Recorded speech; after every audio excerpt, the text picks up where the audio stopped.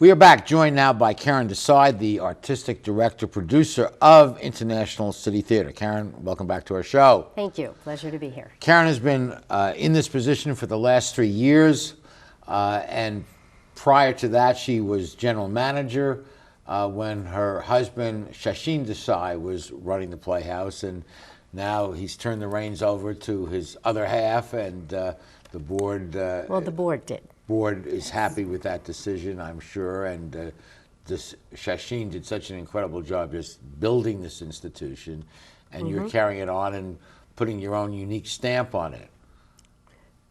Trying to.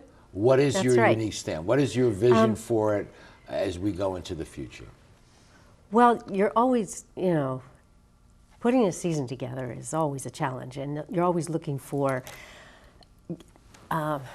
the balance in a season, not only the plays that are going to entertain, but entertain and educate, and maybe that reflects something about society or something we can learn from, or that we can better understand our own humanity, what makes us human, what makes us so much alike, even in our differences. So. And you have to balance the educational role of theater and commercial appeal of theater. Yes, and that's, so some shows, of course, will be more commercial, like the opening of our season was more commercial. Their opening show, Let's Misbehave, was just fantastic. 50 Cole Porter tunes, all in less than 2 hours, amazing, and great performances. Thank you. Yeah, they were terrific. But our mission is not just our main stage, and because we are there doing main stage, we are also able to produce and provide the region's 6 educational outreach programs that I think are so vital and important in making a difference, And getting kids turned on to the theater early on. Yes, because theater is, to me, the most human art form. And it's not just wanting them to be turned on to theater art. For me, it's really teaching children a way to think. It's teaching them to think creatively. Wow.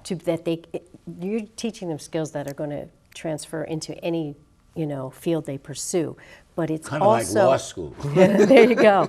No. But it's also, if we don't have creative thinkers, we don't have scientists, entrepreneurs, inventors, so it will affect us. Well, one thing that I really applaud and like what you've done is this idea of themed seasons. And this season is themed on the American experience. That's correct. Uniquely American stories. And I have to tell you, I'm glad you appreciate that, but that's not my first consideration. My first consideration is to find 5 projects that I'm excited about and I think will say something for our communities. Then once I've decided that and balanced the season, because it can't just be 5 dramas or 5 comedies or 5 musicals. You look for a common denominator. Then I look for the common denominator.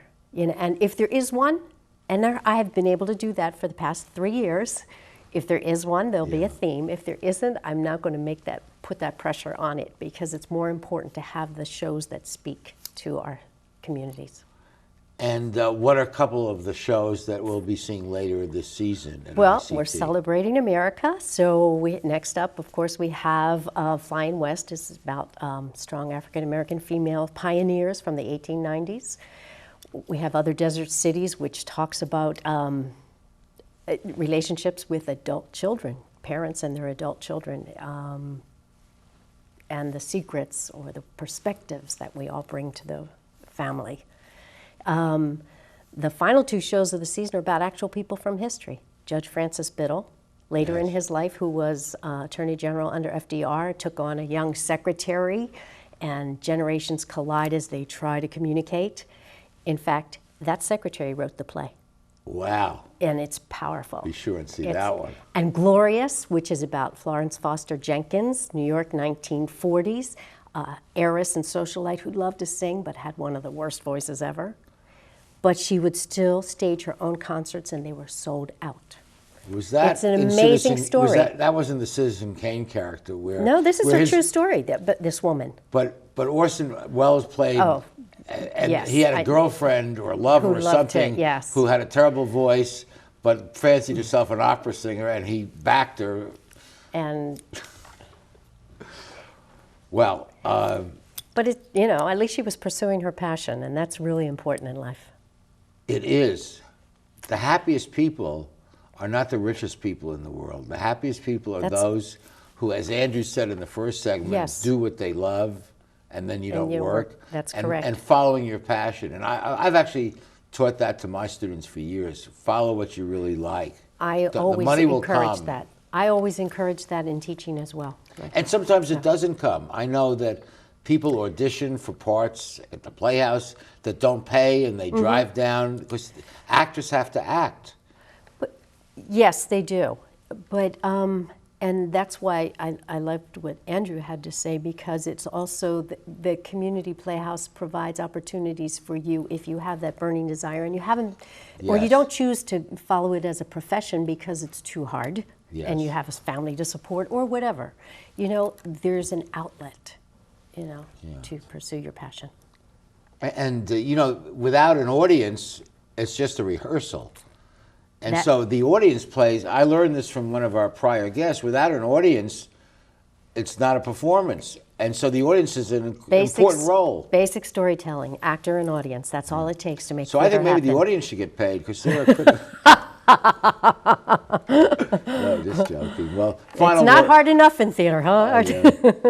Final words, whatever you want to say to our viewers. I don't know how much time I have, but I'll tell you 30 seconds. 30 seconds. Then if there's a theater that you love, please support it, because without the audience, without the donors, it won't exist. It's like your favorite restaurant. How you drive past and say, "Oh, they're closed," and then you have to say to yourself, "Well, when was the last time I went?" You know, if you love something, support it. Well said, and thank you for what you and your staff do and your fine actors to Thank bring you. theater to Long Beach. Thank you, Art. Okay, we have a real treat coming up. Our oldest guest, year after year, Sir Francis Drake from the Renaissance days, will be with us shortly.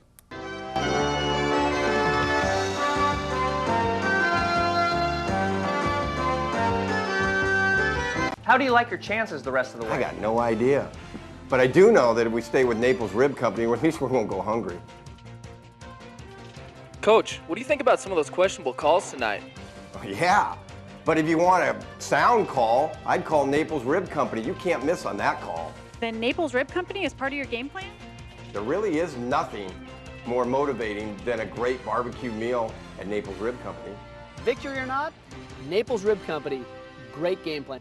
Founded in 1976, Polly's Gourmet Coffee is Southern California's most complete gourmet coffee store.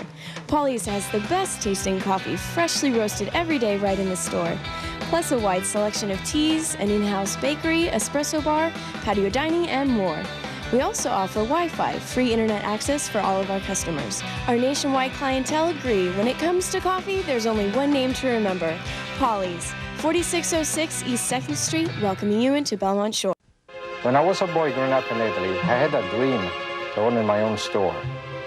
I came to the United States and I worked hard as a tailor. Hi, I'm Umberto. I've been in Long Beach since 1960, carrying the finest quality men's clothing.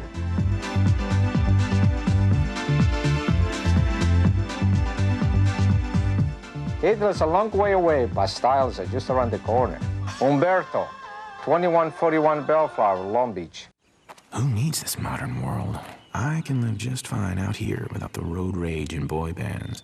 Of course, I might miss my Charter HD with football on ESPN and Walking Dead on AMC. ESPN and AMC. And, well, Shark Week on Discovery HD. But that's all. AMC, ESPN, Discovery, TBS, and Comedy Central HD. But that's it. Except for HBO HD. Charter now has over 100 HD channels and more brilliant HD shows on demand than ever.